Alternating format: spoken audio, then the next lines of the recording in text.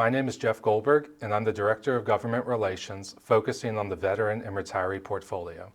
For Advocacy in Action 2025, what we will be discussing with members of Congress and their staff is the Ending the Wait for Toxic Exposed Veterans report that was created by MOA and DAV.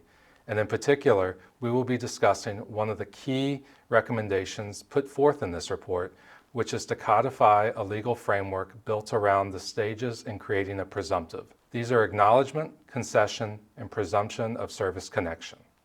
For over 100 years, the federal government has been struggling with providing adequate health care and other services to veterans who are exposed to toxins during their service. In order to remedy this, in 2022, Congress passed the PACT Act, which represented the most significant expansion of health care services and benefits for toxic exposed veterans in more than 30 years. The PACT Act did not cover every veteran, and for those who were excluded, the long wait to see their toxic exposures acknowledged by the VA remains. In the Ending the Wait report, we have 4 critical recommendations, but the first one is the most important and serves as a foundation for the others. And what we're asking Congress to do is to enact legislation which codifies a legal framework built around the process in creating a presumptive, which is just a legal mechanism to say, we are presuming that this toxic exposure is causing this particular health condition. So what historically has occurred has been more haphazard and has led to these lengthy wait times. We want a streamlined, standardized process built upon data, research, and analysis that would enable the process to move forward within reasonable time periods so that veterans who've been exposed to toxins in the past do not have to wait these 34 years to see the acknowledgement of their exposure and to access critical health care because of it. The first step is acknowledgement.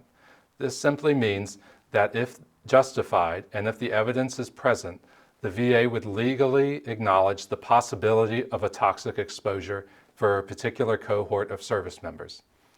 Step 2, concession.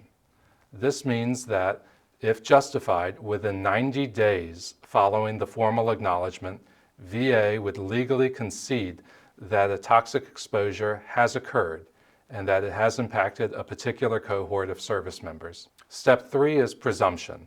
This means that the government would legally concede a presumption of service connection or that a particular illness or condition is connected to a toxic exposure. It's important to note that with each of these steps, there will be particular triggers, frameworks, and thresholds that move the process along in a standardized and coherent fashion, hopefully eliminating the previously haphazard way that had resulted in enormously long wait times over the years. If you only have a few seconds with the staff or representative, this is what I'd like you to take away. We are asking Congress to enact legislation that builds a framework for creating a presumptive, and this would occur if justified and if the evidence is there to do so. And it would standardize and streamline what has historically been a haphazard process. We also want to emphasize the tremendous wait times that veterans have had to historically endure between the first instance of their toxic exposure and the establishment of a presumptive. 34 years, and for each year of delay is a year that they are denied access to critical care and benefits that are necessary to treating their toxic exposure-related illness.